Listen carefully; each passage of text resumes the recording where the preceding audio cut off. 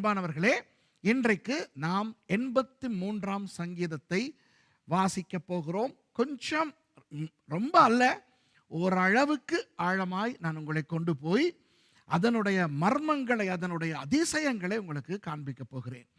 இப்போ இந்த 83ஆம் சங்கீதம் என்பது ஆசாப் என்கின்றவர் எழுதினது.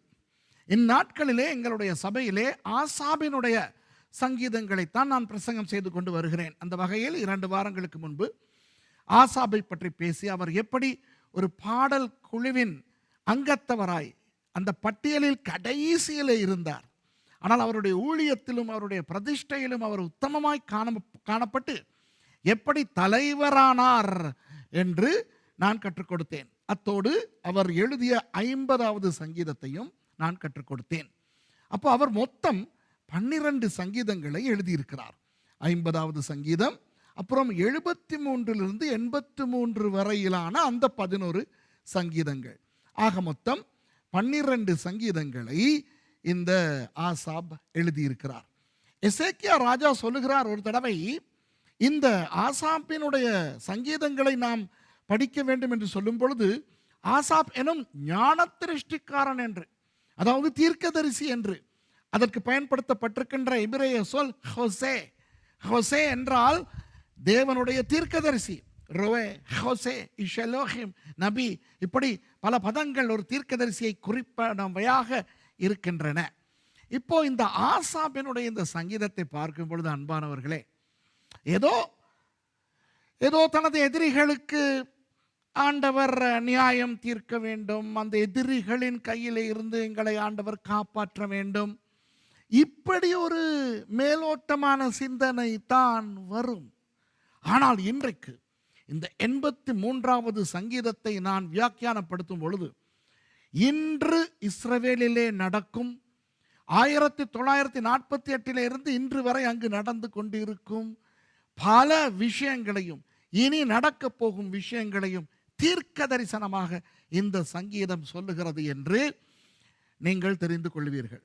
இதில் என்ன அதிசயம் என்றால் அன்பானவர்களே, நேற்று இதை நான் பிரசங்கித்த பிறகு அநேகர் எனக்கு, எங்கள் சபையினரும் மாத்திரமல்ல, இதை கேட்டவர்கள் உலகெங்கிலும் இருந்து எனக்கு செய்திகளை அனுப்பி என்ன சொல்லுகிறார்கள் தெரியுமா? ஒரு தானியேல் புத்தகத்திலே, ஒரு எசேக்கியேல் புத்தகத்திலே, ஒரு வெளிப்படுத்தின விசேஷம் புத்தகத்திலே இப்படிப்பட்ட விஷயங்கள் காணப்பட்டால் ஆச்சரியம் அல்ல. ஏனென்றால் அவையெல்லாம் கடைசி காலத்தை பற்றி அபரிமிதமாய் எழுதப்பட்ட தீர்க்க தரிசனங்கள், துல்லியமான பல விஷயங்கள் அந்த புத்தகங்களிலே உண்டு. சங்கீதம் என்பது துதிகள், எபிரேய மொழியிலே டஹலீம். டஹலீம் என்றால் துதிகள். அப்போ துதிகளாய் ஆண்டவருக்கு ஆராதனை செய்யப்படும் பாட்டுக்களாய் இருக்கின்ற சங்கீதங்களுக்குள்ளே இவ்வளவு பிரம்மாண்டமான தீர்க்க தரிசனமா என்று ஆச்சரியப்பட்டார்கள். சரி, 83ஆம் சங்கீதத்துக்கு வாருங்கள், நாம் தொடங்குவோம். ஆகாபின் சங்கீதமாகிய பாட்டு. தேவனே மௌனமாயிராதேயும், பேசாமல் இராதேயும், தேவனே சும்மா இராதேயும். அந்த கவிதைக்கே உரிய லட்சணத்தில் ஒரே விஷயத்தை 3 விதங்களிலே அந்த சங்கீதக்காரராகிய ஆசாப் சொல்லுகிறார்.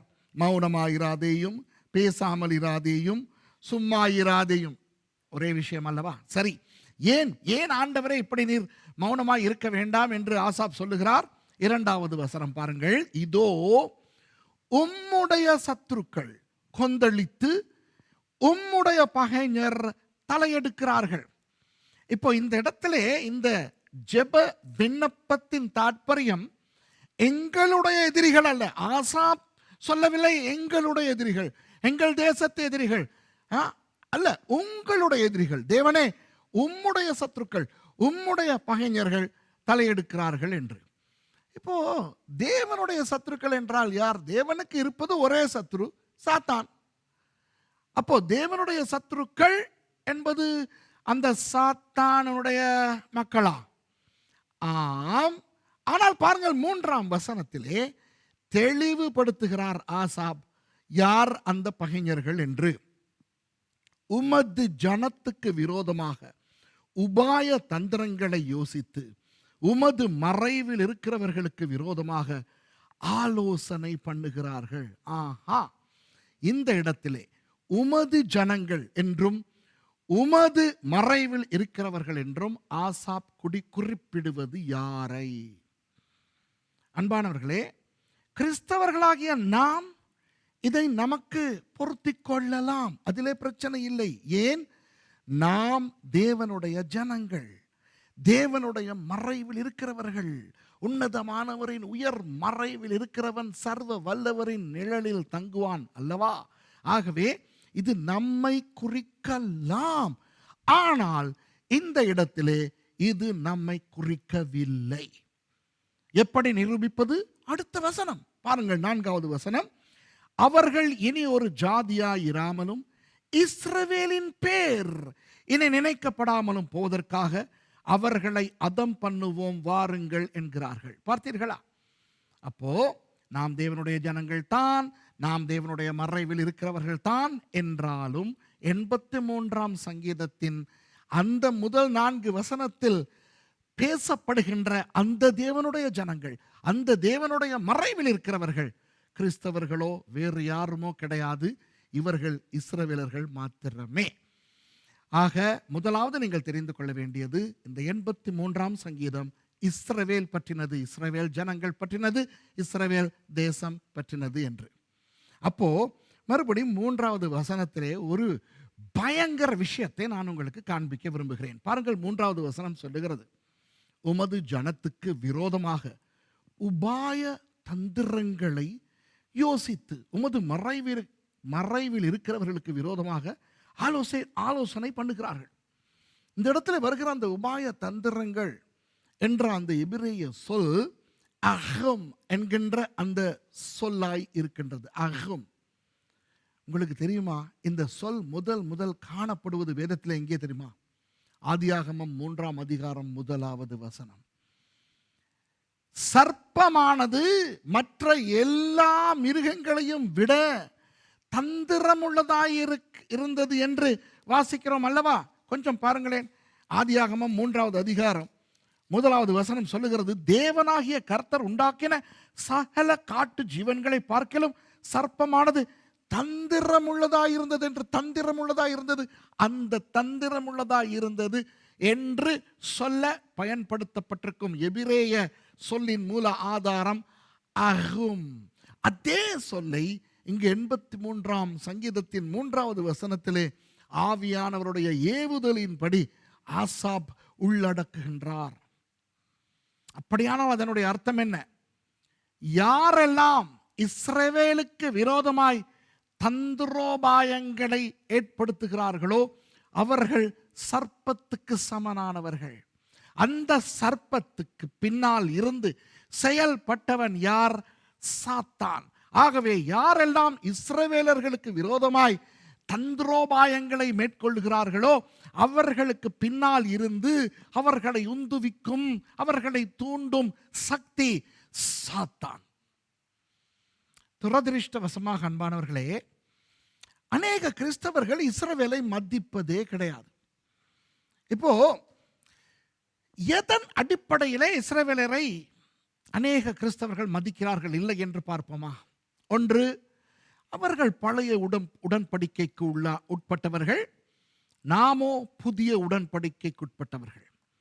ஆகவே அது அவர்களுடைய பழைய உடன்படிக்கையின்படி அவர்கள் தேவனுடைய மக்களாக இருந்தார்கள். இயேசு வந்து எல்லாவற்றையும் மாற்றிவிட்டார். அது ஒரு காரணம். அடுத்தது, அவர்கள் நியாயப்பிரமாணத்துக்கு உட்பட்டவர்கள். புதிய ஏற்பாட்டு கிறிஸ்தவர்கள் கிருபைக்கு உட்பட்டவர்கள். இது கிருபையின் காலம், இது நியாயப்பிரமாணத்தின் காலம் அல்ல. ஆகவே நமக்கு இஸ்ரவேல் தேவையில்லை, அது நியாயப்பிரமாணம். இன்னும் ஒன்று இருக்கிறது. நீங்கள் காலாகாலமாக 2000 ஆண்டு சரித்திரத்தை நீங்கள் பார்த்தால் அந்த சரித்திரத்திலே பல சந்தர்ப்பங்களில் இஸ்ரவேலர்கள் துன்புறுத்தப்பட்டதற்கு காரணம் அவர்கள் இயேசுவை கொலை செய்தவர்கள் என்ற முத்திரை குத்தப்பட்டவர்கள். இயேசுவை ரோமர்கள் சிலுவையில் அறைந்திருக்கலாம், ஆனால் அவரை சிலுவையில் அறையுங்கள் என்று கோஷமிட்டவர்கள் யூதர்கள் அல்லவா? பிலாத்து விரும்பி இயேசுவை சிலுவையிலே அறையவில்லையே, மக்கள் யூதர்கள் கேட்டுக்கொண்டபடினால் தானே நடந்தது. ஆகவே ஏன் அடால்ஃப் ஹிட்லரை நீங்கள் எடுத்தால் கூட 1939 45 வரை 60 லட்சம் யூதர்களை கொன்று குவித்தானே, அவன் எதன் அடிப்படையிலே கொன்றான்? மேசியாவை கொலை செய்த கூட்டம் என்றல்லவா? ஆகவே மேசியாவை, இயேசுவை கொலை செய்தவர்கள் என்ற ஒரு முத்திரை அவர்களுக்கு உண்டு. இன்னும் ஒன்று ரிப்ளேஸ்மெண்ட் தியாலஜி என்று சொல்லுவோம். அதாவது தேவனுடைய ஜனங்களாய் இஸ்ரவேலர்கள் இருந்தது உண்மை. ஆனால் என்றைக்கு கிறிஸ்துவானவர் வந்தாரோ அந்த இஸ்ரவேலர்களை அகற்றிவிட்டு அந்த இடத்துக்கு நம்மை கொண்டு வந்து விட்டார். ஆகவே கிறிஸ்தவர்கள் தான் இப்பொழுது ஆவிக்குரிய இஸ்ரவேலர்கள். ஆகவே ரிப்ளேஸ்மெண்ட் தியாலஜி, இப்போ அந்த இஸ்ரவேலர்களுக்கு உரித்தான அனைத்து ஆசீர்வாதங்களும் வாக்குத்தத்தங்களும் கிறிஸ்தவர்களையே சேரும் என்ற அந்த ஒரு நம்பிக்கை. ஓரளவுக்கு அதை நான் ஏற்றுக்கொள்வேன். எப்படி என்றால், கிறிஸ்தவர்களாகிய நாம் ஆவிக்குரிய இஸ்ரவேலர்கள், அதை நான் ஏற்றுக்கொள்வேன். நாம் ஆவிக்குரிய ரீதியில் ஆபிரகாமின் சந்ததிகள்.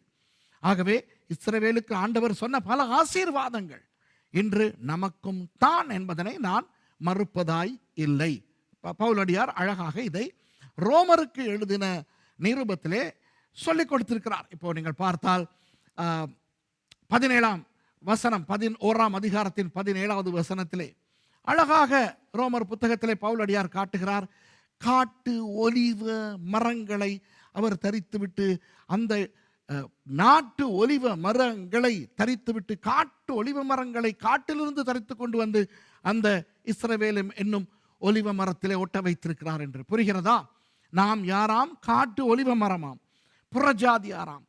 நம்மை அவர் தரித்து அங்கிருந்து கொண்டு வந்து நாட்டு ஒலிவ மரமாகிய அந்த இஸ்ரவேல் என்னும் அந்த மரத்தில் நம்மை ஒட்ட வைத்திருக்கிறார் என்றெல்லாம் சொல்லியிருக்கிறார். இதெல்லாம் உண்மைதான். ஆனால் இன்றைக்கு அநேக கிறிஸ்தவர்கள் விடுகிற தவறு என்னவென்றால், ஆண்டவர் இஸ்ரவேலை முழுக்க கை கழுவி விட்டார். இஸ்ரவேல் இப்போ தேவனுடைய மக்களோ தேவனுடைய ஜனங்களோ அல்ல. ஆகவே மற்றது இஸ்ரவேலர்களும் நல்லவர்களாய் அவர்கள் செயல்படுவது குறைவு. அவர்கள் பாலஸ்தீனர்களை உபத்திரவப்படுத்துகிறார்களாம், மற்றவர்களை அடிக்கிறார்களாம், அழிக்கிறார்களாம். இப்படி இவர்களுக்கு விரோதமான பிராதுக்கள், இவர்களுக்கு விரோதமான முறைப்பாடுகள் சர்வதேச அரங்கில் காலாகாலமாக இருந்து வருகின்றது. எனவே அநேக கிறிஸ்தவர்கள் இஸ்ரவேலர்களை வெறுக்கிற அல்லது ஒதுக்குகிற, இஸ்ரவேலை நேசிக்காமல் இருக்கின்ற, அவர்களுக்காக ஜெபிக்காமல் இருக்கின்ற ஒரு நிலைமைக்கு தள்ளப்பட்டிருக்கிறார்கள். அப்படிப்பட்ட ஒரு நிலையில் நீங்கள் இருந்தால் இந்த செய்தி நிச்சயம் உங்களுக்கு பிரயோஜனமாய் இருக்கும், உங்களுடைய நிலைப்பாட்டை மாற்றும் என்று நான் நம்புகிறேன். ஏனென்றால் முதலாவது நான் சொன்னது கவனியுங்கள். அன்று எப்படி சர்ப்பம் சாத்தானால் பயன்படுத்தப்பட்டு அந்த ஆதாமையும் ஏவாளையும் வீழ்த்துவதற்கு ஒரு அகமாக ஒரு தந்திரமாக செயல்பட்டதோ, அது போலவே இஸ்ரவேலின் எதிரிகள் இஸ்ரவேலுக்கு எதிராக தந்திரோபாயங்களை மேற்கொள்ளும் பொழுது அதே சொல் அகம் பயன்படுத்தப்படுகின்றது. ஆகவே இது ஒரு பயங்கரம் என்பதனை நாம் மனதில் கொள்ள வேண்டும். அது முதலாவது. இரண்டாவது, நான் உங்களுக்கு ஒரு பெரிய ஆச்சரியத்தை காட்டப் போகிறேன். பாருங்கள் 4வது வசனம். அவர்கள், அதாவது யார்? இஸ்ரவேல் ஜனங்கள், இனி ஒரு ஜாதியாயிராமலும் இஸ்ரவேலின் பேர், நன்றாய் கவனிங்கள், இஸ்ரவேலின் பேர் இனி நினைக்கப்படாமலும் போவதற்காக அவர்களை அதம் பண்ணுவோம் வாருங்கள் என்கிறார்கள். அன்பானவர்களே, தெளிவாய் இந்த இடத்துல இந்த தீர்க்க தரிசனம் சொல்லப்படுகிறது. இஸ்ரவேல் எனும் பேர். இஸ்ரவேலர்களுக்கு ஏகப்பட்ட பெயர்கள் உண்டு, அப்படி அல்லவா? எபிரேயர்கள், யூதர்கள், இஸ்ரவேலர்கள், தேவனுடைய ஜனங்கள், வாக்குத்தத்தத்தின் பிள்ளைகள், நியாயப்பிரமாணத்தின் மக்கள், யூதேயா நாட்டினர், சமாரியா நாட்டினர், எப்பிராயிமியர், இப்படியெல்லாம் ஏகப்பட்ட பெயர்கள் உண்டு. இப்போ நான் உங்களுக்கு விளக்குகிறேன். இஸ்ரவேல் எனும் பேர் எப்பொழுது அவர்களுக்கு ஒரு தேசமாக வழங்கப்பட்டது என்று. இப்போ ஆசாப்பின் காலத்தில் இருந்தே தொடங்குவோமே. அதற்கு முன்னேயே அவர்கள் இஸ்ரவேலர்கள், எபிரேயர்கள் என்றெல்லாம் அழைக்கப்பட்டார்கள். அது சரி. ஆனால் இப்போ ஆசாப் அல்லவா இதை பாடுகிறார். யாருடைய காலத்தில் வந்தவர் இந்த ஆசாப்? தாவீது ராஜாவின் காலத்தில். தாவீது ராஜா 40 வருடங்கள் இஸ்ரவேலை அரசாளுகிறார். அந்த 40 ஆண்டுகளில் அந்த தேசம் இஸ்ரவேல் என்று அழைக்கப்பட்டது உண்மை. இஸ்ரவேலுக்கு எதிராக பல தேசங்கள் யுத்தத்துக்கு வந்ததும் உண்மை. அமலேக்கியர்கள், பெலிஸ்தியர்கள், எபூசியர்கள், இன்னும் வேறு சில கானானியர்கள் யுத்தத்துக்கு வந்து தாவீதின் கையிலே அடி வாங்கி அனைத்து யுத்தங்களிலும் தாவீது வென்று அந்த 40 ஆண்டுகளில் தாவீது சுற்றச்சூழ இருக்கும் தேசங்களுக்குள் ஒரு பெரிய பீதியையே ஏற்படுத்தி இருந்தார். இது வேத சரித்திரம் மாத்திரமல்ல, உலக சரித்திரமும் தான். அப்போ தாவீது அரசாண்ட அந்த 40 வருடங்களில் யாருமே இஸ்ரவேலின் பேர் இனி இருக்க முடியாதபடி துடைத்து போடுவோம் என்று எண்ணும் அளவுக்கு நடந்தது இல்லை, யுத்தங்களை மேற்கொண்டிருந்தாலும். ஆகவே இந்த 4வது வசனம் தாவீதின் காலத்துக்கு பொருத்தமானது அல்ல. தாவீதுக்கு பிறகு யார் அரசனாகிறார்? சாலமோன்.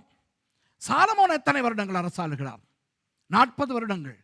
அந்த 40 வருடங்களில் அன்பானவர்களே, வேதத்திலே பாருங்கள், ராஜாக்கள் புத்தகம், நாளாகமம் புத்தகம், இவற்றிலே பாருங்கள், யாராவது இஸ்ரவேலின் பேர் இனி ஈராதபடிக்கு துடைத்து போடுவோம் என்று இஸ்ரவேலை தாக்க வந்தார்களா? இல்லை. எந்த அளவுக்கு தாவீது மக்கள் மத்தியிலே பீதியை ஏற்படுத்தி இருந்தார் என்றால், சாலமோன் ஆட்சி செய்த 40 வருடங்களில் ஒரு தேசம், ஒரு பயல் இஸ்ரவேலுக்கு எதிராக யுத்தம் செய்ய வரவே இல்லை. ஆக ஆசாப் சொல்லுகின்ற இந்த 4வது வசனம் சாலமோனின் காலத்தில் நடந்ததும் அல்ல. அப்போ தாவீதின் காலத்துக்கும் அது பொருந்தாதாம், சாலமோனின் காலத்துக்கும் அது பொருந்தாதாம். அடுத்து என்ன நடந்தது? சாலமோனுக்கு பிறகு தேசம் 2ஆக பிரிந்தது. வடக்கு ராஜ்யம் 10 கோத்திரங்களோடு ஒரு தனி தேசமாய் மாறியது. வடக்கு எல்லை தான், தெற்கு எல்லை பெத்தேல் என்று முதல் அரசனாக யெரொபெயாம் ஏற்படுத்தப்பட்டான். அப்படி அவர்கள் வடக்கு தேசமாக அவர்கள் தங்களை பிரகடனம் செய்த போது அவர்கள் தங்களை இஸ்ரவேலர்கள் என்று அழைத்துக் கொண்டது என்னவோ உண்மைதான். ஆனால் அவர்களை இஸ்ரவேல் என்று வேறு யாரும் அழைக்கவில்லை. நன்றாய் கவனிங்கள். அவர்கள் தங்களை இஸ்ரவேலர்கள் என்று அழைத்துக் கொண்டார்கள். ஆகவே இன்று நாம் பழைய ஏற்பாட்டு சரித்திரம் படிக்கும் பொழுது சாலமோனுக்கு பிறகு தேசம் 2ஆக பிரிந்தது. வடக்கு ராஜ்யம் இஸ்ரவேல் என்றும் தெற்கு ராஜ்யம் யூதா என்றும் பெயர் பெற்றன என்று படிக்கிறோம். ஆனால் வடக்கு ராஜ்யம் இஸ்ரவேல் என்று பெயர் பெற்றது எப்படி என்றால், அவர்கள் அந்த 10 கோத்திரத்தார் தங்களை ஒம்ரி எனும் அரசன் வரும் வரை இஸ்ரவேல் என்று அழைத்துக் கொண்டது. அவ்வளவுதான். அவர்கள் தங்களை அழைத்துக் கொண்டார்கள். தெற்கிலே இருந்த யூதா கோத்திரத்தார் மற்றும் பெஞ்சமின் கோத்திரத்தார், யூதா பெஞ்சமின் 2 கோத்திரத்தார் சேர்ந்தல்லவா தெற்கு ராஜ்யமாக இருந்தார்கள், யூதா தேசமாக. இந்த யூதா தேசத்தார் வடக்கு ராஜ்யத்தினரை இஸ்ரவேல் என்று அழைத்தார்களா? இல்லை. எப்படி அழைத்தார்கள்? பிரிந்து போனவர்கள் என்று அழைத்தார்கள், வடக்கு ராஜ்யத்தினர் என்று அழைத்தார்கள். அங்கே இருந்த பெரிய கோத்திரமாகிய எப்பிராயிம் கோத்திரத்தின் பெயரை பயன்படுத்தி எப்பிராயிம் என்று அழைத்தார்கள். பாஷான் என்கின்ற இடத்தில் இருக்கின்ற அந்த அடிப்படையில் பாஷானின் மாடுகள் என்று அழைத்தார்கள். இப்படி யூதா தேசத்தை சேர்ந்தவர்கள் வடக்கு ராஜ்யத்தினரை வெவ்வேறு பெயர்களால் அழைத்தாலும் இஸ்ரவேல் என்று அழைக்கவில்லை. எதிரிகள், இந்த தேசங்களின் எதிரிகள் அவர்களை இஸ்ரவேலர்கள் என்று அழைத்தார்களா? அதுவும் கிடையாது. சரித்திரத்தை பாருங்கள், அவர்களும் இவர்களை இஸ்ரவேல் என்று அழைக்கவில்லை. அங்கு தோன்றினான் 6வதாய் ஒரு மன்னன். அவனுடைய பெயர் ஒம்ரி, ஆஹாபினுடைய அப்பா, யெசபேலினுடைய மாமனார். இந்த ஒம்ரி சமாரியாவை தலைநகரமாக்கினான் அல்லவா? அன்றிலிருந்து வடக்கு ராஜ்யத்துக்கு வழங்கப்பட்ட பொதுவான பெயர் சமாரியா. அப்போ எதிரிகள் அவர்களை எப்படி அழைத்தார்கள்? சமாரியா தேசத்தவர்கள் என்று அழைத்தார்கள். தயவு செய்து அந்த நல்ல சமாரியன், சமாரியர்கள் அதோடு இதை குழப்ப வேண்டாம். அது வேறொரு விடயம், அது வேறொரு விடயம். அப்போ மொத்தம் 19 ராஜாக்கள் அந்த வடக்கு ராஜ்யத்தை ஆண்டார்கள். முதலாவது மன்னன் யெரொபெயாம், 6வது மன்னன் ஒம்ரி சமாரியாவை தலைநகரமாக்கினான். அந்த 19 ராஜாக்களின் ஆட்சியின் பின் கிறிஸ்துவுக்கு முன் 722ஆம் ஆண்டு அசீரியர்கள் வந்து அந்த வடக்கு ராஜ்யத்தை அழித்து அவர்களை எல்லாம் அடிமைகளாய் சிதறடித்து அந்த வடக்கு ராஜ்யத்தினுடைய அந்த பெயர், அவர்களுடைய அந்த நிலை இல்லாமல் போனது. துவம்சமே செய்து விட்டார்கள். அதோடு அது முடிந்தது என்று வைத்துக் கொள்வோமே. ஆக ஆசாபின் இந்த தீர்க்க தரிசனத்துக்கும் வடக்கு ராஜ்யத்துக்கும் சம்பந்தமே இல்லை. அப்போ தெற்கு ராஜ்யம், சரி, அதை பற்றி பேசுவோம். தெற்கு ராஜ்யத்தின் அரசனாக ரெஹோபெயாம் வருகிறார். ரெஹோபெயாம் தொடங்கி சிதேக்கியா ராஜா வரை மொத்தம் 20 ராஜாக்கள் தெற்கு தேசத்தை ஆளுகிறார்கள். அந்த ரெஹோபெயாம் தொடங்கி சிதேக்கியா வரை ஆண்ட அத்தனை பேருமே தாவீதினுடைய குமாரர்கள். ஆனால் அந்த காலத்தில், அந்த 20 அரசர்களின் காலத்தில் ஒரு தடவை கூட யூதா தேசம் இஸ்ரவேல் என்று அழைக்கப்படவில்லை. இது சரித்திரம், இது சத்தியம். அப்போ எப்படி அழைக்கப்பட்டது? யூதா என்று அழைக்கப்பட்டது அல்லது எருசலேம் என்று அழைக்கப்பட்டது. ஏன்? எருசலேம் அவர்களுடைய தலைநகரம். தாவீது மற்றும் சாலமோன் காலத்தில் எருசலேம் சமஸ்த இஸ்ரவேலின் தலைநகரமாகி இருந்தது, அது வேறு. ஆனால் என்றைக்கு தேசம் இரண்டாய் பிரிந்ததோ அன்றிலிருந்து எருசலேம் யூதா ராஜ்யத்தினுடைய தலைநகரம் தானே ஒழிய சமஸ்த இஸ்ரவேலின் தலைநகரம் அல்ல. ஆகவே சிதேக்கியா மன்னனின் காலம் வரை இந்த தெற்கு ராஜ்யம் யூதா என்று அழைக்கப்பட்டதே ஒழிய அல்லது எருசலேம் என்று அழைக்கப்பட்டதே ஒழிய இஸ்ரவேல் என்று அழைக்கப்படவில்லை. ஆகவே ஆசாபினுடைய தீர்க்க தரிசனம் அந்த காலத்துக்கு உரிய தீர்க்க தரிசனமும் அல்ல. சிதேக்கியா மன்னன் எப்பொழுது வந்தார்? கிறிஸ்துவுக்கு முன் 586ஆம் ஆண்டில் பாபிலோனியர்கள் வந்து இவர்களை 70 வருடங்களுக்கு அடிமைகளாய் கொண்டு போய்விட்டார்கள். அந்த 70 வருடங்களில் ஒரு சில தசாப்தங்கள் பாபிலோனிலும், கடைசி சில தசாப்தங்கள் பெர்ஷியாவிலும், பெர்ஷியா என்றால் இப்போதைய ஈரான், அவர்கள் வாழ்ந்தார்கள். கோரேஸ் மன்னனுடைய காலத்திலே அவர்கள் புறப்பட்டு மறுபடியும் கிறிஸ்துவுக்கு முன் 516ஆம் ஆண்டு எருசலேமுக்கு திரும்பி விட்டார்கள். அப்படி அவர்கள் எருசலேமுக்கு திரும்பும் பொழுது யாருடைய ஆட்சியின் கீழ் திரும்புகிறார்கள்? பெர்ஷியர்களுடைய ஆட்சியின் கீழ். அப்போ பெர்ஷியர்கள் இவர்களை என்னவென்று அழைக்கின்றார்கள்? எபிரேயர்கள் என்று அழைக்கிறார்கள், யூதர்கள் என்று அழைக்கிறார்கள். ஆகவே யூதர்களின் தேசம் என்று தான் அழைக்கப்பட்டதே ஒழிய அதற்கு பிறகு ஆங்கிலத்தில் சொல்லுவோம் போஸ்ட் எக்ஸிலிக் ஈரா, அந்த அடிமைத்தன காலத்துக்கு பிறகு அந்த எருசலேமுக்கு வந்து சேர்ந்த யூதா பெஞ்சமின் கோத்திரத்தார் இஸ்ரவேலர்கள் என்று அழைக்கப்படவில்லை, அவர்கள் யூதர்கள் என்று அழைக்கப்பட்டார்கள். யூதர்களுடைய மொழியிலே யஹுதீம் என்று அழைக்கப்பட்டார்கள். பெர்ஷியா தோல்வி அடைகிறது கிரேக்கர்களுக்கு. கிரேக்கர்கள் ஆட்சி செய்கிறார்கள்.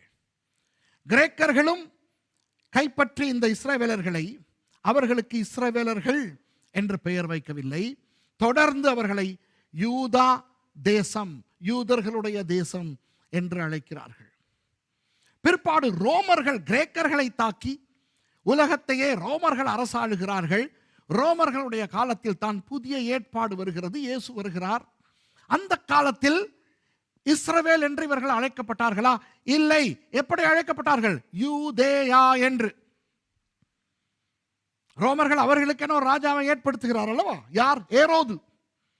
ஏரோதுக்கள் தேவனுடைய ஜனங்களை ஆளுகிறார்களே, அந்த ஏரோதுக்கள் இஸ்ரவேலின் ராஜாக்கள் என்று அழைக்கப்பட்டார்களா அல்லது யூதேயாவின் ராஜாக்கள் என்று அழைக்கப்பட்டார்களா என்று வேதத்தையும் பாருங்கள், சரித்திரத்தையும் பாருங்கள். அப்போ புதிய ஏற்பாட்டில் கூட இவர்கள் இஸ்ரவேலர்கள் அல்லது இஸ்ரவேல் தேசம் என்று இவர்கள் அழைக்கப்படவில்லை. ஆங்காங்கே தேவனுடைய தீர்க்கதரிசிகள் வந்து, தேவனுடைய மக்கள் வந்து இஸ்ரவேலர்கள் என்றும் இஸ்ரவேல் என்றும் சொன்னது உண்மை. ஆகவே போஸ்ட் எக்ஸிலிக் ப்ராஃபட்ஸ் ஆகாய், சகரியா, மல்கியா மற்றும் எஸ்ரா, நெகேமியா போன்றவர்கள், இப்படிப்பட்டவர்கள் மற்றும் புதிய ஏற்பாட்டிலே இஸ்ரவேல் ஜனங்கள், இஸ்ரவேல் கூட்டம், இஸ்ரவேல் தேசம் என்றெல்லாம் நீங்கள் பார்த்தால் அது அவர்களுக்கு வழங்கப்பட்ட பெயராய் அல்ல, அவர்களை குறிக்கும் யூதர்கள் தங்களையே குறிக்கும் ஒரு பதமாய்த்தான் பயன்படுத்தினார்கள்.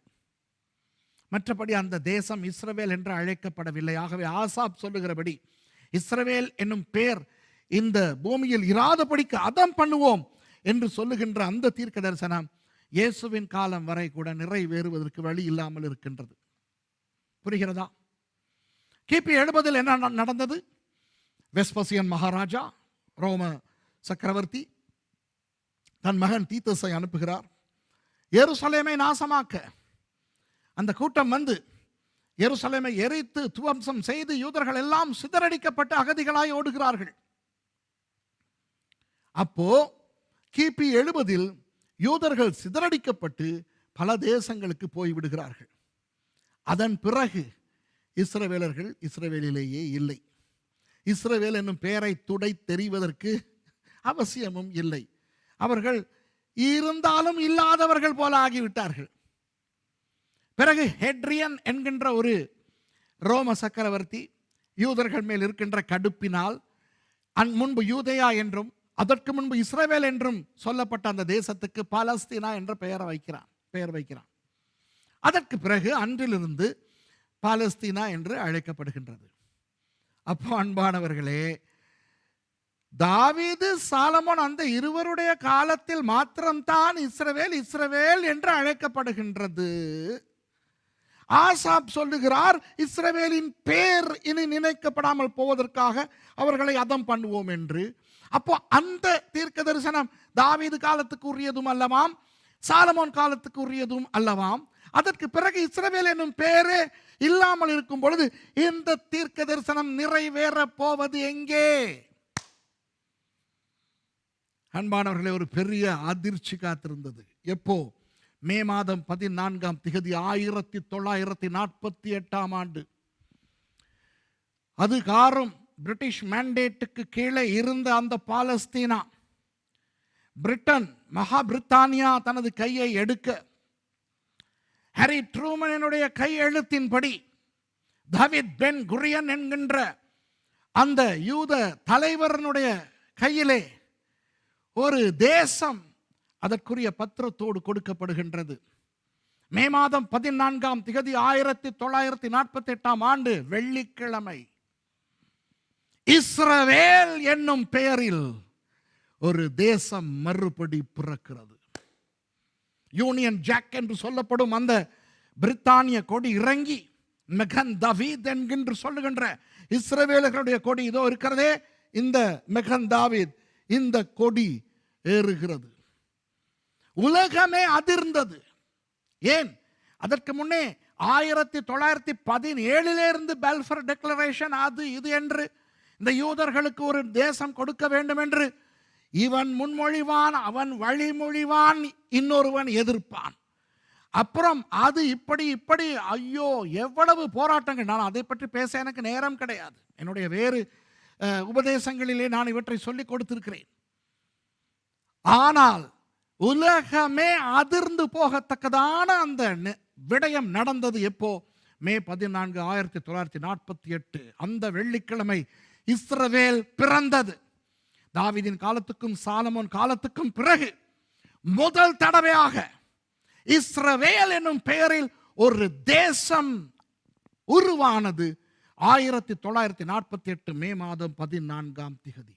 அப்படியான அன்பானவர்களே, ஆசாபினுடைய தீர்க்க தரிசனம் அந்த நாளில் இருந்து தான் தொடங்க வேண்டும். தொடங்கியது. என்ன நடந்தது?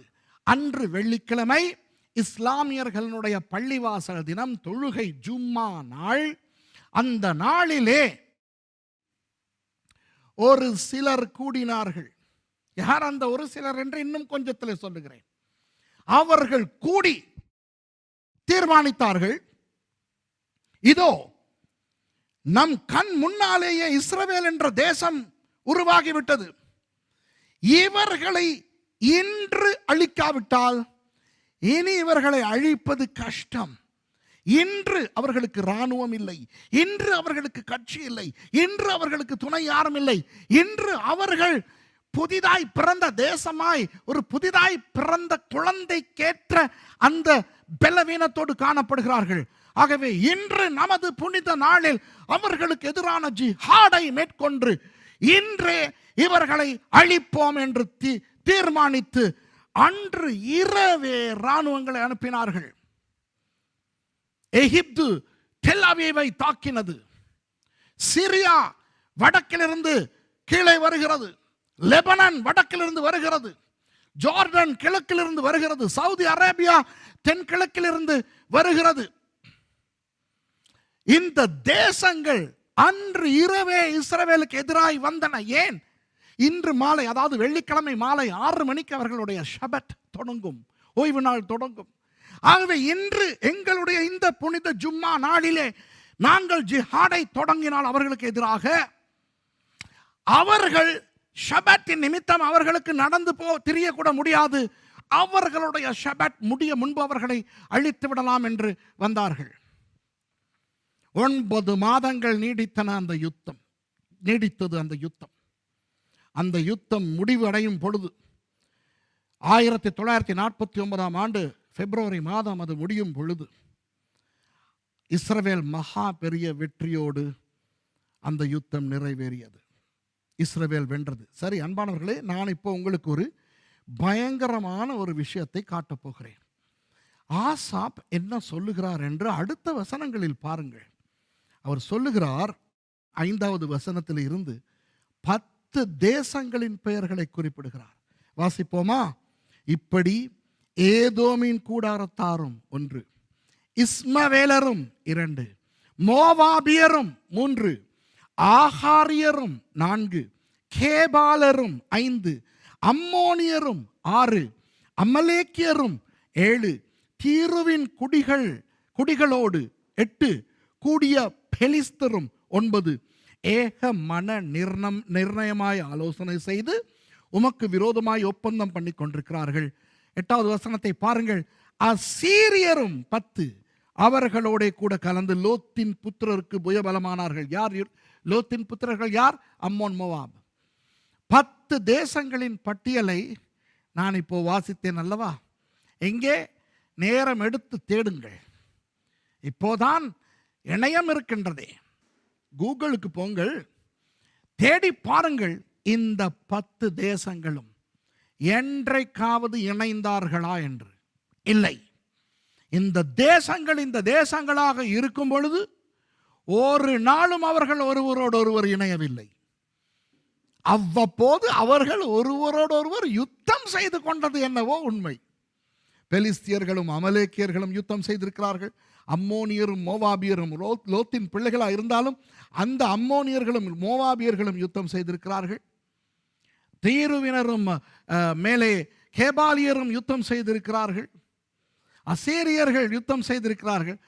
இந்த 10 தேசங்களும் ஒருவரோடொருவர் யுத்தம் செய்த சந்தர்ப்பங்கள் உண்டு. அல்லது தங்கள் பாட்டில் அவர்கள் தனித்தனியாக இஸ்ரவேலை எதிர்த்த சந்தர்ப்பங்கள் சரித்திரத்தில் உண்டு. மோவாபியர்கள் இஸ்ரவேலை தாக்கின சந்தர்ப்பங்கள் உண்டு. அம்மோனியர்கள் இஸ்ரவேலை தாக்கின சந்தர்ப்பங்கள் உண்டு. பெலிஸ்தியர்கள் இஸ்ரவேலை தாக்கின பல சந்தர்ப்பங்கள் உண்டு. ஆனால் இந்த 10 தேசங்களும் ஒரு நாளும் இணைந்து இஸ்ரவேலை தாக்க தீர்மானிக்கவும் இல்லை, அப்படி தாக்கவும் இல்லை. அப்படியானால் இந்த ஆசாபின் தீர்க்க தரிசனம் பொய்யா? சரி, 1948 மே மாதம் 14க்கு பிறகுதான் இந்த 4வது வசனம் நிறைவேற வேண்டுமாம். அப்படி அல்லவா? அப்போ இப்போ 48க்கு பிறகு இந்த 10 தேசங்களும் எவை என்று பார்ப்போமா? நான் உங்களுக்கு சொல்லட்டுமா? பாருங்கள், நான் 6 தேசங்களை எண்ண போகிறேன். 6 தேசங்களை எண்ண போகிறேன். இங்கே வேதத்திலே 10ஆய் காட்டப்பட்டிருக்கின்ற அந்த தேசங்கள் இன்று 6 தேசங்களாய் இருக்கின்றன. மறுபடி பார்ப்போம். ஏதோமின் கூடாரம். ஏதோம் இன்றைக்கு எங்கே இருக்கிறது? யோர்தானின் தெற்கிலே இருக்கிறது. நீங்கள் பெட்ரா என்கின்ற இடத்துக்கு போயிருந்தால் அதுதான் ஏதோம். அப்போ பெட்ரா இன்றைக்கு எங்கே இருக்கிறது? யோர்தான் நாட்டிலே இருக்கிறது. இஸ்மவேலர். இஸ்மவேலர் என்றால் யார்? அராபியர்கள், சவுதி அரேபியா. அப்போ அன்றைய இஸ்மவேலர் இன்றைய சவுதி அரேபியா. அடுத்தது மோவாபியர். மோவாப் என்ற எங்கே இருக்கிறது? மத்திய யோர்தான் நாட்டிலே. யோர்தானுக்கு போனவர்கள், புனித யாத்திரை போனவர்கள் உங்களை கூட்டிக் கொண்டு போயிருப்பார்கள் அபாரிம் மலைத்தொடரிலே இருக்கின்ற நேபோ மலைக்கு. அங்கே கொண்டு போய் பிஸ்காவின் கொடுமுடியிலே உங்களை நிறுத்தி இஸ்ரவேலை காண்பித்திருப்பார்கள். இங்கே இருந்து தான் மோசே பார்த்தார் என்று. அது தான் மோவாப். மடாபா, நீபோ எல்லாம் இருக்கின்றனவே, அதுதான் மோவாப். அப்போ பாருங்கள், ஏதோம் யோர்தான் நாட்டிலே இருக்கிறது தெற்கிலே. மோவாப் எங்கே இருக்கிறது? ஜோர்டன் நாட்டிலே.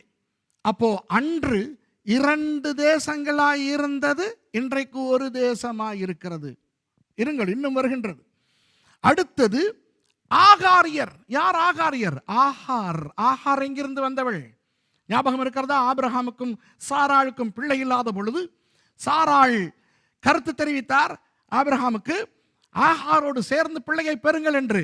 அப்படி பிறந்தவர்கள் தான் இஸ்மவேலர்கள். அப்போ மேலே இஸ்மவேலர்கள் என்று தனியாக சொல்லப்பட்டது சவுதி அரேபியா, ஆகாரியர்கள் என்று சொல்லப்பட்டது எகிப்தியர்கள். ஏன்? ஆகார் வந்தது எகிப்திலே இருந்து. புரிகிறதா? அதாவது ஆகார் என்கின்ற தாயின் வம்சமாய் எகிப்து காட்டப்படுகிறது. ஆகாருக்கும் ஆபிரகாமுக்கும் பிறந்த அந்த மகனுடைய வம்சமாக இஸ்மவேல் வம்சமாக சவுதி அரேபியா காட்டப்படுகிறது. அப்புறம் கேபாலர். யார் அந்த கேபாலர்? கேபாலர் என்றால் பிப்லோஸ் என்று சொல்கின்ற BYBLOS என்று சொல்லப்படுகின்ற ஒரு தேசம். இன்றைக்கு இருக்கின்ற லெபனானின் வடக்கு புறத்திலே அமைந்திருந்த ஒரு தேசம். ஆகவே கேபாலர் என்றால் லெபனான். அம்மோனியர். ஆஹா, அம்மோனியர்கள் யார்? இன்று யோர்தான் நாட்டின் வடக்கிலே அம்மான் என்கின்ற நகரம் இருக்கின்றனவே. புனித யாத்திரை போனவர்கள் விமானத்தில் போய் அங்குதான் இறங்கி இருப்பீர்கள். விமான நிலையம் அங்கே தான் இருக்கிறது. அப்போ குயின் அலியா ஏர்போர்ட் என்று நீங்கள் இறங்குவீர்களே, அது இருப்பது யோர்தான் நாட்டிலே. அப்போ பாருங்கள், அன்று ஏதோம் வேறு நாடு, மோவாப் வேறு நாடு, அம்மோன் வேறு நாடு. ஆனால் இன்று அவை மூன்றுமே ஒரே தேசம். எந்த தேசம்? யோர்தான் தேசம். அமலேக்கியர்கள். அமலேக்கியர்கள் எங்கே வாழ்ந்தார்கள் அன்பானவர்களே? மீதியானிலே. ஞாபகம் இருக்கிறதா? இஸ்ரவேல் ஜனங்கள் எகிப்திலே இருந்து புறப்பட்ட பொழுது முதல் அவர்களோடு யுத்தம் செய்ய வந்தவர்கள் யார்? அமலேக்கியர்கள். எங்கிருந்து வந்தார்கள்? மீதியானிலே இருந்து. சரி, அன்றைக்கு மீதியான் தனியாக ஒரு பிரிவாக இருந்தது. இன்று மீதியான் எங்கே இருக்கிறது? எகிப்து. ஆகவே ஆகாரியர் என்றாலும் எகிப்தியர், மீதியானியர் என்றாலும் எகிப்தியர். என்ன வித்தியாசம்? சுவேஸ் கால்வாயிலிருந்து அந்த பக்கம் அலெக்சாண்ட்ரியா, அப்புறம் கைரோ, அப்புறம் கீழே லக்சர், இவை எல்லாமே ஆகாரியர்கள். ஆனால் சுவேஸ் கால்வாயை தாண்டி உள்ளே வந்தீர்கள் என்றால், சீனாய் பிரதேசத்துக்கு வந்தீர்கள் என்றால், அது முழுக்க இந்த அமலேக்கியர்களுடைய இடம். இன்று அது இரண்டுமே எகிப்து. தீருவின் குடிகள். தீரு என்பது என்ன? தென் லெபனான். இஸ்ரவேலிலே ரோஷானிக்ரா என்கின்ற அந்த தென்மேற்கு முனை இருக்கிறதே, அதை தாண்டின உடனே லெபனான் வருகிறது. அப்படியே ஒரு ஒரு 10 கிலோமீட்டர் மேலே போனால் தீரு. அப்போ லெபனான். அடுத்தது பெலிஸ்தர். பெலிஸ்தர் யார்? பெலிஸ்தர் தான் காசா கரையிலே வாழ்ந்தவர்கள். இன்றைக்கு காசாவிலே யுத்தம் நடக்கின்றதே. அஷ்டோட், அஷ்கலோன், எக்ரோன், ஹான் யூனிஸ், ராஃபா, இந்த இடங்கள் எல்லாம், இவற்றில் வாழ்ந்தவர்கள் யார்? பெலிஸ்தியர்கள். அடுத்தது அசீரியர்கள் என்று வேதத்தில் அசீரியர்கள் நமக்கு தெரியும். அந்த அசீரியர்கள் இப்பொழுது யார்? சிரியாவும் வட ஈராக்கும் இணைந்து. சிரியாவும் வட ஈராக்கும் இணைந்து. அப்படியானால் அன்பானவர்களே, இன்றைக்கு இந்த 6 தேசங்களும் அன்றைய அந்த 10 தேசங்கள். பட்டியலை பாருங்கள். அந்த பட்டியலிலே இருக்கின்ற 6 தேசங்களை பற்றி பயங்கரமான ஒரு ரகசியத்தை நான் உங்களுக்கு சொல்ல போகிறேன். 1944 ஆண்டு அக்டோபர் மாதம் 7ஆம் திகதி எகிப்தின் அலெக்சாண்ட்ரியாவிலே 5 தேசங்கள் ஒன்று கூடுகின்றன. 5 தேசங்கள். அந்த தேசத்தின் தலைவர்கள் ஒன்று கூடி அவர்கள் ஒரு ஒரு ஒரு ஆலோசனையை நடத்துகிறார்கள். இஸ்ரவேலுக்கு எதிராக அல்ல. ஏன் இஸ்ரவேல் இன்று இல்லையே? 1944 இஸ்ரவேல் இல்லையே. இவர்கள் தீர்மானிக்கிறார்கள், நாங்கள் ஒன்றாய் இணைவோம், இணைந்து வாழுவோம், இணைந்து செயல்படுவோம். அப்பொழுது நமக்கு பொருளாதார ரீதியில், அரசியல் ரீதியில் மற்றும் யுத்தம் என்கின்ற ரீதியில், ஏனென்றால் 1944 என்று சொல்லும் பொழுது இன்னும் உலக யுத்தம் நடந்து கொண்டிருக்கிற காலம். ஆகவே நாம் இணைய வேண்டும். தனித்தனியாய் நின்று நாம் முன்னேறுவதோ எதிரிகளுக்கு முகம் கொடுப்பதோ சாத்தியம் அல்ல. இணைவோம் என்று அவர்கள் ஒரு ஆலோசனை கூட்டத்தை நடத்தினார்கள். அது நடத்தின நாள் அக்டோபர் 7 1944. இடம் எகிப்தின் அலெக்சாண்ட்ரியா. அந்த கூட்டத்துக்கு வைக்கப்பட்ட பெயர் அலெக்சாண்ட்ரியா புரோட்டோகால். உங்களுக்கு தான் இணையத்தை பயன்படுத்த தெரியுமே. கூகுளுக்கு போய் அடியுங்கள், அலெக்சாண்ட்ரியா புரோட்டோகால் என்று வரும். என்ன நடந்தது, யார் அந்த 5 தேசங்களும், அந்த தேசத்தின் பிரதிநிதிகள் யார், அவர்கள் என்ன பேசினார்கள் என்று. அன்று அவர்கள் அந்த பேசினது முழுமையான நிறைவுக்கு வந்து அரப் லீக் என்று ஒன்று தொடங்கப்பட்டது. அரப் லீக், அதாவது அரபு ஒன்றியம், அராபிய ஒன்றியம் என்று ஒன்று உருவாக்கப்பட்டது. உருவாகின திகதி 22 மார்ச் 1945. எத்தனை தேசங்கள்? அன்று அலெக்சாண்ட்ரியா புரோட்டோகாலிலே கலந்து கொண்ட 5 தேசங்களும் 6வதாய் ஒரு தேசமும். அந்த 6 தேசங்களின் பெயர்களை வாசிக்கட்டுமா? எகிப்து, ஈராக், யோர்தான், லெபனன், சவுதி அரேபியா, சிரியா. உலக சரித்திரத்தின் முதல் தடவையாக இந்த தேசங்கள் ஒன்றாக இணைந்து அராபிய ஒன்றியம் என்ற ஒன்றை உருவாக்குகின்றன. இங்கு பெயர் குறிப்பிட்ட அந்த 6 தேசங்களும் தான் 83ஆம் சங்கீதத்தில் ஆசாப் பெயர் குறிப்பிடுகின்ற அந்த 10 தேசங்கள். அதாவது ஆசாபினுடைய தீர்க்க தரிசனம் நிறைவேற தொடங்கியது அக்டோபர் 7 1944 முதலாம் படி. 2ஆம் படி 22 மார்ச் 1945. 3ஆம் படி நான் சொன்னது போல மே 14 1948. இவர்கள் இந்த அரபு ஒன்றியம், அரப் லீக் ஒன்று சேர்ந்து தான் தீர்மானிக்கிறார்கள், நாங்கள் இஸ்ரவேலை அழிப்போம் என்று. அவர்கள் என்ன தீர்மானித்தார்கள் தெரியுமா அன்பானவர்களே? இஸ்ரவேல் தேசமாய் வந்து இன்னும் ஒரு நாள் கூட ஆகவில்லை.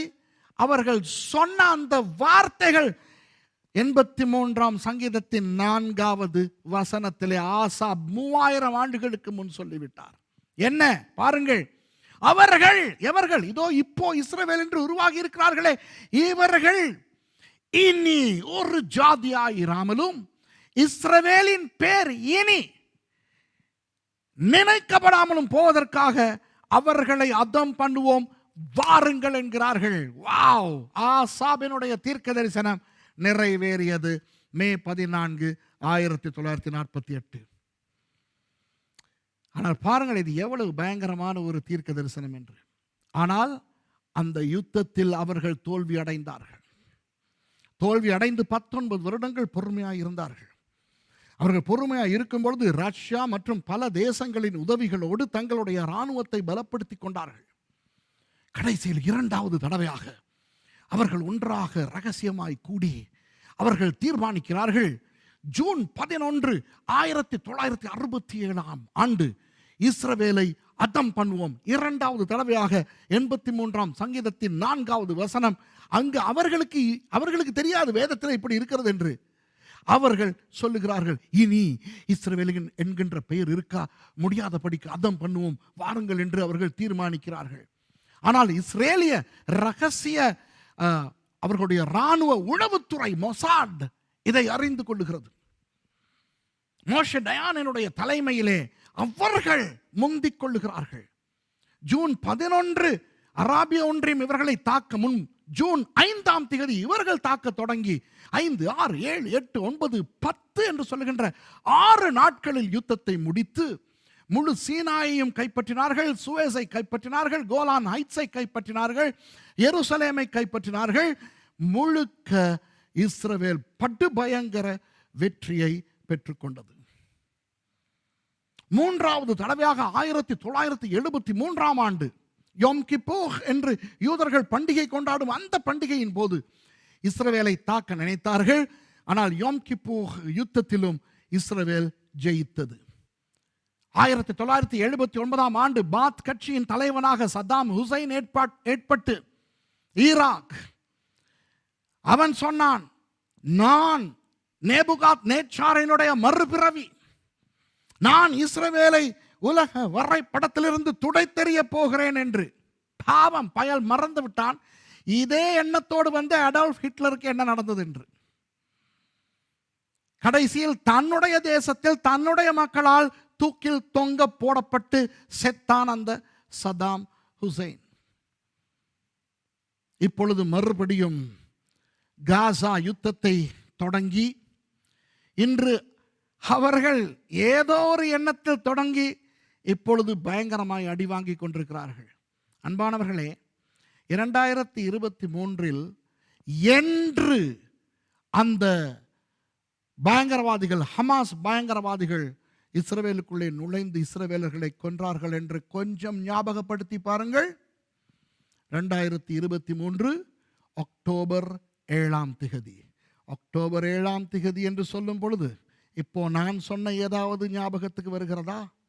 அலெக்சாண்ட்ரியா புரோட்டோகால் அக்டோபர் 7 1944 ஆண்டு. என்ன இவையெல்லாம் தற்செயல் என்று நினைக்கிறீர்களா? அலெக்சாண்ட்ரியா புரோட்டோகால் முதலாக உலக சரித்திரத்திலே இந்த தேசங்கள் இணைவதற்கு பேச்சுவார்த்தை நடத்துகின்ற அந்த திகதி எவ்வளவு முக்கியமான ஒரு திகதியாய் அவர்களுக்கு இருந்திருக்கும் யோசித்து பாருங்கள். அப்போ ஹமாஸ் பயங்கரவாதிகள் அதே அக்டோபர் 7 வந்து இஸ்ரவேலை தாக்கினதில் தொடங்கப்பட்ட யுத்தம் இன்றும் நடந்து கொண்டிருக்கிறது. எத்தனை வருடங்களுக்கு பிறகு? 79 வருடங்களுக்கு பிறகு. அது என்ன 79? சொல்லுகிறேன் கேளுங்கள். அவர்களுடைய வேத புத்தகத்திலே 79வது அதிகாரம் முழுக்க என்ன சொல்லுகிறது தெரியுமா? அவர்களுடைய தெய்வம் தேவ தூதர்களை அனுப்பி தெய்வத்தின் எதிரிகளை அதம் பண்ண வேண்டும். ஆகவே அந்த ஹமாஸ் பயங்கரவாதிகளுக்கு என்ன புகுத்தப்பட்டது? நீங்கள் தான் அந்த தூதர்கள், நீங்கள் தான் அந்த தெய்வத்துக்காக உயிரை விடப்போகின்ற தூதர்கள். ஆகவே இந்த எங்களுடைய இந்த புனித நூலில் இருக்கின்ற 79ஆம் அதிகாரத்தில் இருக்கின்றதை நிறைவு செய்ய போகின்ற தூதர்கள் நீங்கள் தான். இதிலே உங்களுடைய உயிர் போனால் நல்லது. நீங்கள் போய் எதிரிகளை, யூதர்களை தாக்குங்கள். அந்த 79ஆம் அதிகாரத்தை நிறைவேற்ற 79 ஆண்டுகளுக்கு பிறகு அதே அக்டோபர் 7 இஸ்ரவேலுக்குள்ளே நுழைந்து தாக்குதல் நடத்தினார்கள் ஹமாஸ் பயங்கரவாதிகள். ஆனால் என்ன? இஸ்ரவேல் மறுபடி தாக்க ஆரம்பித்தது. இன்று வரை தாக்குதல் நடந்து கொண்டிருக்கிறது. இப்போ நேற்று நான் இந்த பிரசங்கத்தை சபைக்கு செய்யும் பொழுது எப்படி தொடங்கினேன் தெரியுமா? சுட வந்த செய்தியோடு ஈரானிலிருந்து 300 மிசைல்களை ட்ரோன் வழியாக இஸ்ரவேலுக்கு அனுப்பினார்கள். 3 விழுந்தது. அதிலும் ஒன்றுதான் இஸ்ரவேலர்களுடைய ஒரு இராணுவ ஒரு நிலையில் விழுந்து சில பொருட்சேதங்கள் நடந்தன. ஒரு உயிர் சேதம் கூட கிடையாது. அப்போ பாருங்கள் அன்பானவர்களே, 83ஆம் சங்கீதம் இன்றைக்கு நம் கண் முன்னே நிறைவேறிக் கொண்டிருக்கிறது. அப்போ பாருங்கள், இஸ்ரவேல் என்கின்ற பேர் 1948க்கு பிறகு வந்திருக்கிறது. அதை அழிக்க வேண்டும் என்று எதிரிகள் நினைக்கிறார்கள்.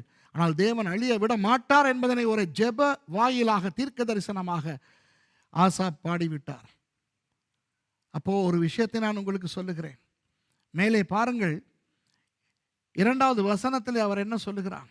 இதோ உம்முடைய சத்துருக்கள் கொந்தளித்து உம்முடைய பகைஞர் தலையெடுக்கிறார்கள். தேவனை உம்முடைய சத்துருக்கள், இந்த இடத்துல உம்முடைய சத்துருக்கள் என்பது யார்? 3வது வசனம், உமது ஜனத்துக்கு விரோதமாக உபாய தந்திரங்களை யோசித்து உமது மறைவில் இருக்கிறவர்களுக்கு விரோதமாக ஆலோசனை பண்ணுகிறவர்கள். அதாவது இந்த சங்கீதத்தின்படி இஸ்ரவேலின் எதிரிகள் தேவனுடைய எதிரிகள், இஸ்ரவேலின் பகைஞர்கள் தேவனின் பகைஞர்கள். அவர்கள் கிறிஸ்தவர்களாயிருந்தாலும் இஸ்ரவேலை வெறுக்கிறவர்கள் தேவனின் பகைஞர்கள் என்பதனை நான் சவாலாகவும் தைரியமாகவும் இயேசுவின் நாமத்திலே நான் சொல்ல விரும்புகிறேன். இன்றைக்கு அநேக கிறிஸ்தவர்களுக்கு இது தெரியாது. அநேக கிறிஸ்தவர்கள் இஸ்ரவேலை வெறுக்கிறார்கள். கேட்டால் காரணங்களை அடுக்கிக் கொண்டே போகிறார்கள். இஸ்ரவேல் அப்படி செய்கிறது, இப்படி செய்கிறது. சரி, அவர்கள் நல்லவர்கள் என்று நாம் வேதத்திலே கூட பார்க்கவில்லையே. வேத காலத்திலே பாருங்களேன், இஸ்ரவேல் ஜனங்கள் எவ்வளவு தவறுகளை செய்கிறார்கள், எத்தனை தடவை தேவனிடத்திலே அடி வாங்குகிறார்கள், தேவன் எத்தனை தடவை இவர்களை குறித்து மனம் உடைந்து வேதனைப்படுகிறார். வேத காலத்திலே அன்று தீர்க்கதரிசிகள் இருந்த காலம், அன்று பழைய ஏற்பாட்டு காலம், அந்த காலத்திலேயே அவ்வளவு கண்டிப்பான காலத்திலேயே அவர்கள் அவ்வளவு ஆட்டம் போட்டார்கள் என்றால் இப்போ வாழுகின்ற இஸ்ரவேலர்கள் ஏன் நல்லவர்களாக வாழ வேண்டும்? அவர்கள் தவறு செய்கிறவர்களாக இருந்து விட்டு போகட்டுமே. அம்மா அப்பாமார், உங்களிடத்தில் நான் கேட்கிறேன், உங்கள் பிள்ளை நல்ல பிள்ளை இல்லாமல் கெட்ட பிள்ளையாய், குழப்படி செய்கிற பிள்ளையாய், உங்களுக்கு எரிச்சலையும் கோபத்தையும் உண்டாக்குகிற பிள்ளையாய் இருந்து விட்டு போகட்டும். எவனாவது ஒருவன் வந்து உங்கள் பிள்ளை மேல் கை வைக்க நீங்கள் விடுவீர்களா? என் பிள்ளையை நான் திட்டுவேன், அடிப்பேன், உதைப்பேன், எது வேண்டுமானாலும் செய்வேன். ஆனால் வேறொருவன் வந்து என் பிள்ளையை தொட நான் விட மாட்டேன். அதுபோல ஆண்டவர் தன்னுடைய ஜனங்களை அடிப்பார், உதைப்பார், மிதிப்பார், துரத்துவார், சேர்த்துக் கொள்வார். ஆனால் அவர்களுக்கு விரோதமாக வேறு எவனாவது பேசினால் இந்த சங்கீதத்தின்படி தேவனுடைய பகைஞர் என்று அவர் காட்டிவிட்டார். ஆகவே சும்மா இந்த இஸ்ரவேலுக்கு விரோதமாய் பேசுகிற சில ஊழியக்காரர்களுடைய முக்குத்தனமான பேச்சுக்களை நம்பி ஏமாந்து போகாதீர்கள். இஸ்ரவேலை நேசிக்க வேண்டும், இஸ்ரவேலுக்காக ஜெபிக்க வேண்டும். அதற்காக அவர்கள் செய்கிற எல்லாவற்றுக்கும் ஆமாம் போட வேண்டும் என்று சொல்லவில்லை. அவர்களுக்காக ஜெபிக்க வேண்டும், அவர்களுக்கும் இயேசு வேண்டும். ஆனால் நாம் இஸ்ரவேலை நேசிக்கிறவர்களாக, இஸ்ரவேலின் நண்பர்களாக இருக்க வேண்டும். இஸ்ரவேலின் பகைஞர்கள் தேவனின் பகைஞர்கள். ஆகவே நான் நேற்று பிரசங்கத்தில் கூட சொன்னேன், இப்பொழுதும் சொல்லுகிறேன், சொல்லுவோமே ஒரு பெரிய ஊழியக்காரர் இருக்கிறார் என்று, ரட்சிக்கப்பட்டு ஞானஸ்நானம் பெற்று அந்நிய பாஷை பேசுகின்ற ஒரு பெரிய பரிசுத்தவான் இருக்கிறார் என்று வைத்துக் கொள்வோமே. அந்த பாஸ்டர் இஸ்ரவேலுக்கு எதிரானவர் என்றால் அந்த பாஸ்டர் தேவனுடைய பகைஞர், தேவனுடைய விரோதி. அவ்வளவு கடுமையானது இந்த இஸ்ரவேலின் மேல் தேவன் வைத்திருக்கின்ற அந்த பாசம். சரி, இப்போ இவருடைய இந்த சங்கீதத்தின் ஏனைய விஷயங்களுக்கு வருவோம். இவர் என்ன சொல்லி ஜெபிக்கிறார் தெரியுமா? எனக்கு என்ன ஆச்சரியம் என்றால், இந்த ஆசாப்புக்கு ஒன்றுமே புரிந்திருக்காது. அவர் தீர்க்க தரிசனமாக பாடுகிறார். ஆனால் அவர் கூட யோசித்திருப்பார், என்ன இந்த 10 தேசங்களும் ஒன்றாய் எப்படி கூடி எங்களுக்கு விரோதமாய் பேசுவார்கள் என்றெல்லாம் அவர் யோசித்திருக்க வாய்ப்பு உண்டு. பாவம், அவருக்கு தெரியாது தான் 1948க்கு பிறகு, அதாவது 3000 ஆண்டுகளுக்கு பிறகு நடக்க போகிற ஒரு விஷயத்தை தீர்க்க தரிசனமாக ஆண்டவருக்கு பாடி ஜெபித்துக் கொண்டிருக்கிறேன் என்று அவர் சொல்லுகிறார்.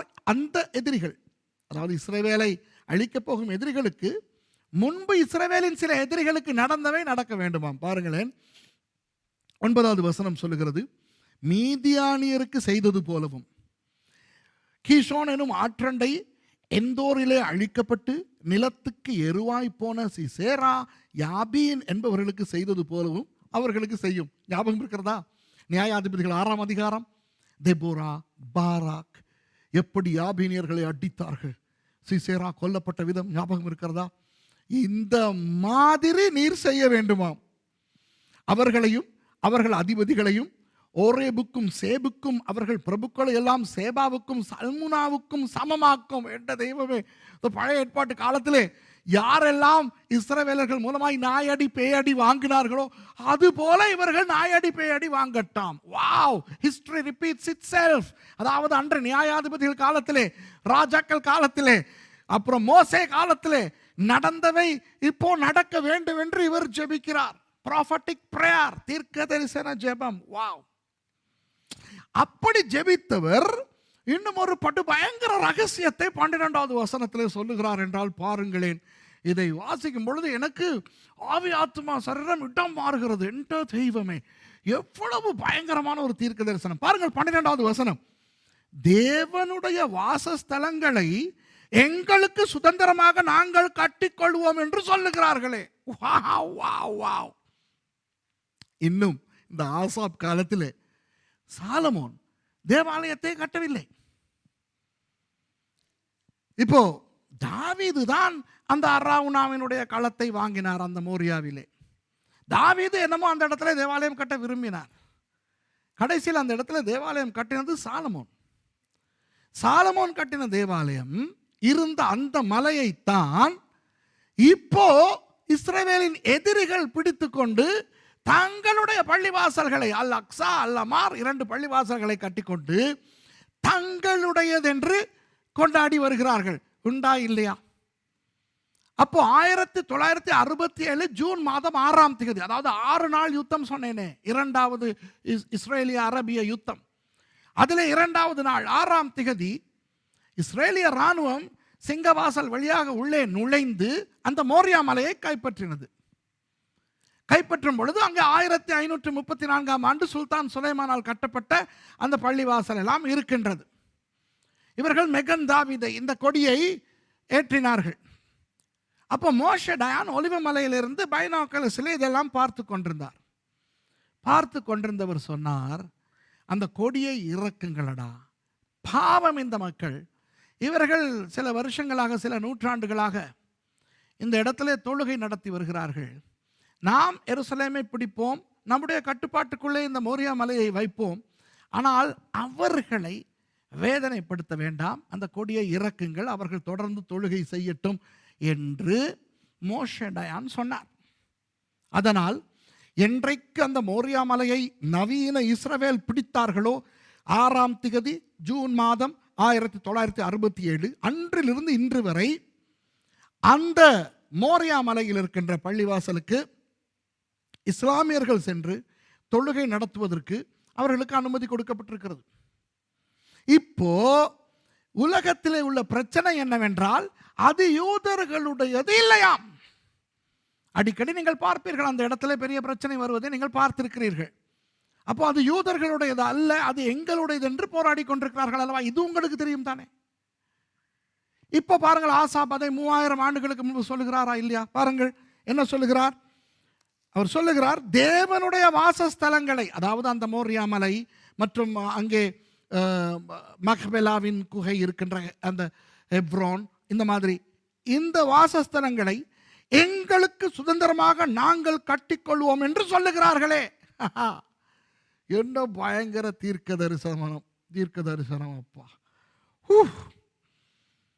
அப்போ அன்பானவர்களே, 1ஆம் வசனத்திலிருந்து 12ஆம் வசனம் வரைக்கும் ஆசாப் சொன்னது நமது வாழ்நாளில் நிறைவேறி இருக்கிறது என்றால், நிறைவேறி இருக்கிறது அல்லவா என்றால் 13லிருந்து 18 வரை அவர் சொல்ல போகும் விஷயங்களும் நிறைவேறும் அல்லவா? பார்ப்போம் என்ன சொல்லுகிறார். என் தேவனே, அவர்களை சுழல் காற்றின் புழுதிக்கும் காற்று முகத்தில் பறக்கும் துரும்புக்கும் சமமாக்கும். என்ன? இஸ்ரவேல் போடுகின்ற ஒவ்வொரு குண்டுக்கும் காசாவிலே நீங்கள் நிகழ்ச்சிகளை, நீங்கள் செய்திகளிலே என்ன பார்த்தீர்கள்? பிரம்மாண்டமான அழகான கட்டடங்கள் இருக்கும். இஸ்ரவேலின் குண்டு விழும் பொழுது கொஞ்சம் கொஞ்சமாகவா உடைகின்றன? அப்படியே நம் கண் முன்னே தரை மட்டமாகி புழுதி எழும்புகிறது. அப்போ குண்டின் புகையா புழுதியா என்று வித்தியாசம் தெரியாத அளவுக்கு ஏதோ அணுகுண்டு விழுந்த பிறகு எழும்புமே, அதுபோல எழும்புகிறதை இந்நாட்களிலே பார்த்து வருகிறோம். பாருங்கள், தீர்க்க தரிசனம். என் தேவனே, அவர்களை சுழல் காற்றின் புழுதிக்கும் காற்று முகத்தில் பறக்கும் துரும்புக்கும் சமமாக்கும். 14வது வசனத்தை பாருங்கள். எப்படி இஸ்ரவேல் அடிக்கப் போகிறது, அடித்துக் கொண்டிருக்கிறது என்று. நெருப்பு காட்டை கொளுத்துவது போலவும், அக்கினி ஜுவாலைகள் மலைகளை எரிப்பது போலவும், நீர் உமது புசலினாலே அவர்களை தொடர்ந்து, உமது பெரும் காற்றினாலே அவர்களை கலங்க பண்ணும் என்ற தெய்வமே.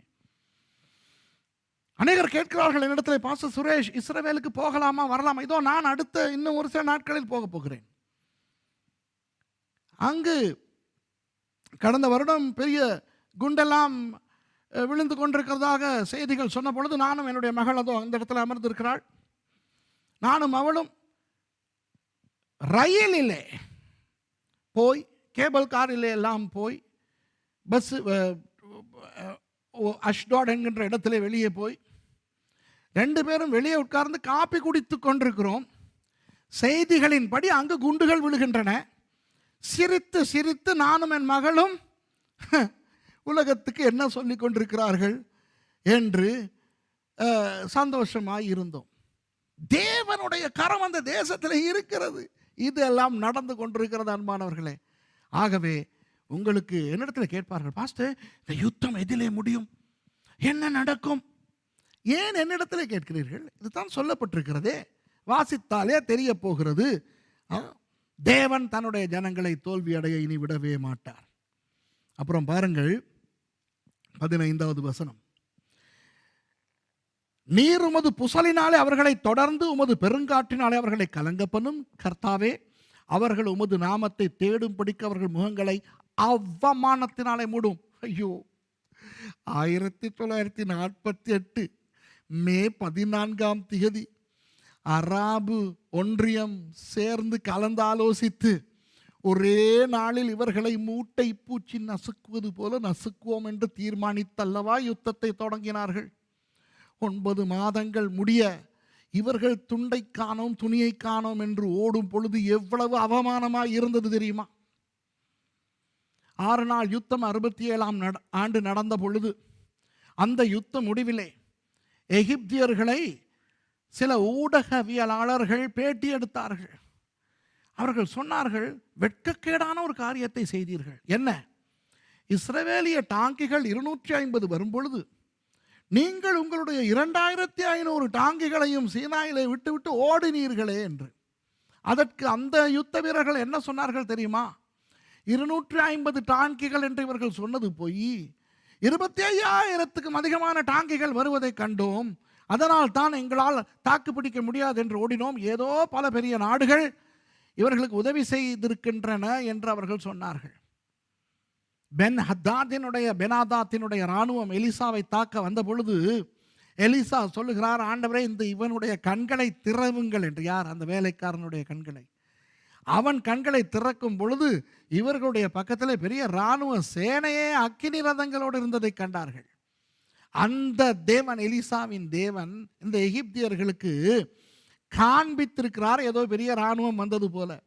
அப்போ அந்த ஊடகவியலாளர்கள் அந்த கேள்வியை 67ஆம் ஆண்டு கேட்ட பொழுது அந்த எகிப்திய இராணுவத்தினர் எவ்வளவு வெட்கி தலை குனிந்தார்கள் தெரியுமா?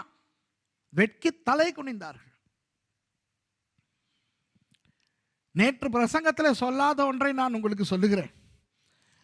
இந்த எகிப்து இவர்களிடத்தில் வாங்கின அடி தாங்க முடியாமல் 1973 யோம் கிப்பூர் யுத்தத்திலும் அவர்கள் அடி வாங்கி சீனாயும் சுவேசையும் எல்லாம் இழந்து போன நிலையில் இஸ்ரவேலோடு பேச்சுவார்த்தை நடத்தினார்கள் அன்வர் சதாத். அப்போ இஸ்ரவேல் அவர்களுக்கு சீனாயும் சுவேசையும் மறுபடி கொடுத்தவுடன் எகிப்து இஸ்ரவேலோடு சமாதானமானது. அதனால் என்ன நடந்தது தெரியுமா? 1979ஆம் ஆண்டு மார்ச் மாதம் 26ஆம் தேதி அரபு ஒன்றியத்திலிருந்து எகிப்து நீக்கப்படுகிறது. அதுகாரும் எகிப்தின் அலெக்சாண்ட்ரியாவில் கைரோவில் இருந்த அரபு ஒன்றியத்தின் தலைமை பீடம் அங்கிருந்து அகற்றப்பட்டு டுனீஷியாவுக்கு கொண்டு போகப்பட்டது. 10 வருடங்களுக்கு பிறகு 1989ஆம் ஆண்டு தான் மறுபடி எகிப்து அரபிய ஒன்றியத்துக்கு, அரப் லீக்குள்ளே சேர்க்கப்பட்டது. மறுபடி டுனீஷியாவில் இருந்து அரபு ஒன்றியத்தினுடைய தலைமை பீடம் கைரோவுக்கு கொண்டு வரப்பட்டது. ஆனால் எகிப்து 79ஆம் ஆண்டிலிருந்து இன்று வரை இஸ்ரவேலோடு ராஜ தந்திர உறவுகளை வைத்துக் கொண்டிருக்கிறது. ஆகவே இஸ்ரவேலிலிருந்து எகிப்துக்குள்ளே போகலாம், எகிப்தில் இருந்து இஸ்ரவேலுக்குள்ளே வரலாம். ஆனால் எகிப்து அரபு ஒன்றியத்தினுடைய அந்த தலைமை பீடத்துக்குள்ளே அவர்கள் இருக்கின்றபடியினால் அந்த விதத்திலே அவர்கள் இஸ்ரவேலுக்கு எதிரிகளாய்த்தான் காணப்படுகிறார்கள். பாருங்கள் எவ்வளவு விஷயங்களை ஆண்டவர் 83ஆம் சங்கீதத்திலே வைத்திருக்கிறார் என்று. அவமானத்தாலே மூடும், அவமானம், வெட்கம். வெட்கம். ஒரு சின்ன நாடாக இருந்து கொண்டு இலங்கை, நான் இலங்கையில் இருக்கிறேன், இலங்கையர்களே எங்களுடைய நாடு எவ்வளவு பெரிது, 25,332 சதுர மைல். எங்கள் இலங்கையை விட 1/3 பங்கு சின்னது அந்த இஸ்ரவேல். இன்றைக்கு உலகத்தின் பல பல தேசங்களின் கண்களில் விரலை விட்டு ஆட்டிக் கொண்டிருக்கிறது. 17வது வசனம், யெகோவா என்னும் நாமத்தையுடைய தேவரீர் ஒருவரே பூமி அனைத்தின் மேலும் உன்னதமானவர் என்ற மனுஷர் உணரும்படி அவர்கள் என்றைக்கும் வெட்கி கலங்கி நாணம் அடைந்து அழிந்து போவார்களாக. இஸ்ரவேலின் எதிரிகளாகிய அவர்களுக்கு எஞ்சியிருப்பது அவமானம், வெட்கம், அழிவு. என் போன்றவரிடத்தில் கேட்காதீர்கள் எங்கே போய் இந்த யுத்தங்கள் முடிய போகின்றன என்று. அதுதான் 83ஆம் சங்கீதத்தின் 18வது வசனம் சொல்லுகிறதே. அவர்கள், அந்த அவர்கள் என்று சொல்லும் பொழுது யாரை வேண்டுமானாலும் போட்டுக்கொள்ளுங்கள். இன்றைக்கு இஸ்ரவேலோடு நேரடியாக மோதிக்கொண்டிருக்கும் Hamas, Hezbollah, Islamic brotherhood, Iran, அரபு ஒன்றியத்தின் பல தேசங்கள், யாரெல்லாம் இஸ்ரவேலுக்கு எதிரிகளாய் இன்றைக்கு செயல்படுகிறார்களோ அவர்கள் என்றைக்கும் வெட்கி கலங்கி நாணமடைந்து அழிந்து போவார்கள். கிறிஸ்தவர்களே, இந்த செய்தியை நான் முடிக்கும் பொழுது உங்களிடத்தில் ஒரு கேள்வி கேட்கிறேன். இந்த 83ஆம் சங்கீதத்தை படித்த பின்பும் நீங்கள் இஸ்ரவேலின் மேல் ஒரு பாசத்தை உருவாக்கி அவர்களுக்காக ஜெபிக்கின்றவர்களாய் மாறி, இஸ்ரவேல் எவ்வளவு தவறு செய்தாலும் கர்த்தர் அதை பார்த்து கொள்வார் என்கின்ற தாற்பயத்தோடு இஸ்ரவேலுக்காக ஜெபித்து அவர்களுக்காக நீங்கள் வாழாவிட்டால், உங்களுடைய நிலைப்பாட்டை மாற்றிக்கொள்ளாவிட்டால் நீங்கள் தேவனுடைய எதிரிகளாயிருப்பீர்கள் என்று 83ஆம் சங்கீதத்தின்படி நான் எச்சரிக்கையை மிகவும் அன்போடும் தாழ்மையோடும் வழங்க விரும்புகிறேன். நான் தமிழன், இலங்கையன், கிறிஸ்தவன். மற்றபடி எனக்கும் இஸ்ரவேலுக்கும் எந்த விதமான ஒரு தொடர்பும் கிடையாது. இஸ்ரவேலில் எனக்கு என்ன உறவினர்கள் இருக்கிறார்களா, அல்லது இஸ்ரேலிய யாரையாவது என் குடும்பத்தினர் திருமணம் செய்திருக்கிறார்களா, அல்லது இஸ்ரவேலிலிருந்து எனக்கு என்ன பணம் வருகிறதா, அல்லது அநேகர் நினைக்கிறபடி நான் இஸ்ரவேலுக்கு ஜனங்களை கூட்டிக் கொண்டு போய் பணம் சம்பாதித்து கொண்டிருக்கிறேனா? வேதத்தின்படி இஸ்ரவேலை நான் ஆசீர்வதிக்க விரும்புகிறேன். அப்பொழுது கர்த்தர் என்னை ஆசீர்வதிக்கிறார், நீங்களும் தான். ஆகவே சிலருக்கு விஷயம் தெரியாது, இஸ்ரவேலுக்கு விரோதமாய் பேசிக்கொண்டு திரிகிறார்கள், இஸ்ரவேலை உதாசீனம் செய்கிறார்கள். அவர்களுடைய அந்த அறியாமையில் நீங்களும் மாட்டிக்கொள்ள வேண்டாம். இதுவரை நீங்கள் அறியாமல் இருந்திருந்தால் இந்த 83ஆம் சங்கீதமாவது உங்கள் கண்களை திறந்திருக்க வேண்டும். ஆசாப் மூலமாய் ஆண்டவர் நமக்கு அழகாய் காட்டிவிட்டார் இஸ்ரவேலின் எதிரிகள் யார், இஸ்ரவேலின் எதிரிகள் தேவனுடைய எதிரிகள், இஸ்ரவேலின் எதிரிகளுக்கு என்ன நடக்கும் என்று. 83ஆம் சங்கீதத்தை நமக்கு நல்கிய தேவனுக்கே, இஸ்ரவேலின் தேவனாகிய கர்த்தருக்கே சகல துதியும் கனமும் மகிமையும் உண்டாவதாக. கர்த்தர் உங்களை அபரிமிதமாய் ஆசீர்வதிப்பாராக. ஆமென்.